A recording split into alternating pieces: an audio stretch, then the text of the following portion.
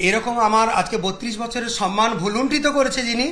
Attempt to মারার, আমাকে একদম যে কোনো মারাও যেতে পারতাম হেড ইঞ্জুরি হয়ে এবং পড়ে গিয়ে কিংবা প্রেসারে হার্ট অ্যাটাক হয়ে।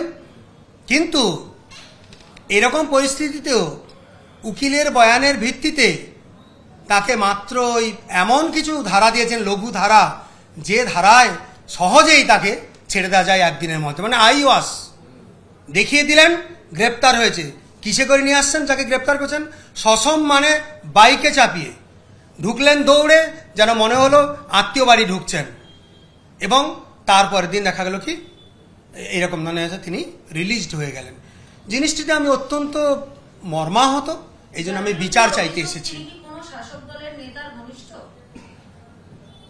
যার বিরুদ্ধে অভিযোগ শ্রী ত্রিদীপ বারুই, তিনি তৃণমূলের গ্রাম পঞ্চায়েতের সদস্য এবং ঘনিষ্ঠ অর্থে বলতে আপনারা জানেন যে এর হায়ারার্কিতে উপরে রয়েছেন আমাদের মাননীয় বিধায়ক শ্রী মন্টুরাম পাখিরা মহাশয়।